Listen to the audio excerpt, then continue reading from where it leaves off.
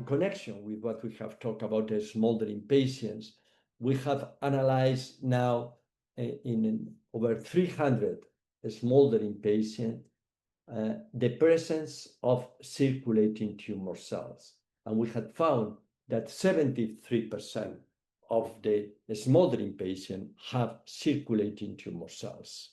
And according to the level of circulating tumor cell, you can predict the risk of progression.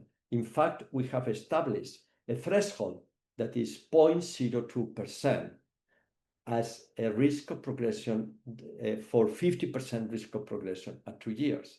And it's interesting, yes, to realize that you can replace the 2020 classification.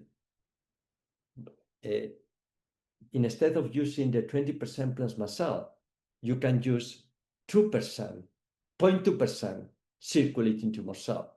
And the prediction is a bit better. And on top of this, this can be a dynamic parameter because you can reevaluate every 3 months, every 4 months, what is the proportion of circulating tumor cells.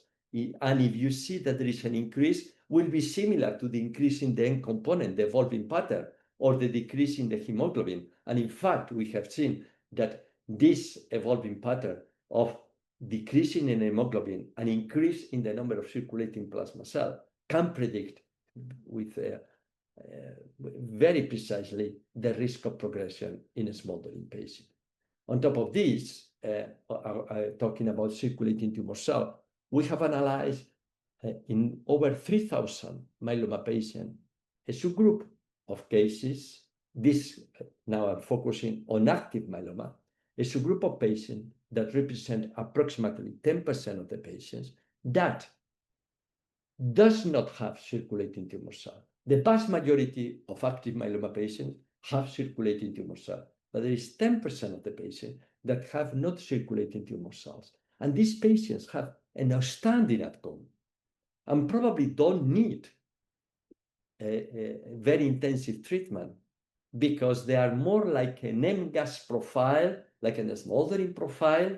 And in this patient, in addition to the large PFS, the incidence of anemia is less, the incidence of revised ISS3 is less frequent, tumor burden is lower, and interestingly, the presence of plasmacytoma, soft tissue plasmacytoma, is more frequent, probably reflecting that this is distinct biology from the rest of myeloma patients.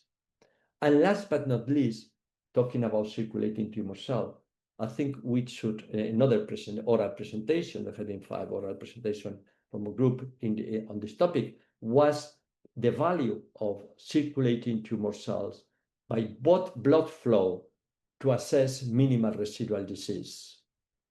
And we have found that circulating tumor cell by blood flow can be very useful, particularly during the maintenance therapy, in order to avoid the frequent requirement of bone marrow exams for evaluation of minimal residual disease in the bone marrow. This minimal residual disease in the bone marrow is mandatory in the early phase of the treatment, during the induction, immediately after transplant, consolidation. But during maintenance, probably you can do the bone marrow instead of every 6 months, once a year, and in the middle, every 3 months, you can do the circulating tumor cell or the mass spectrometry, and this will allow you to spare the frequency of bone marrow and to predict early relapses by using the circulating tumor cells. Then a lot of information can come from this.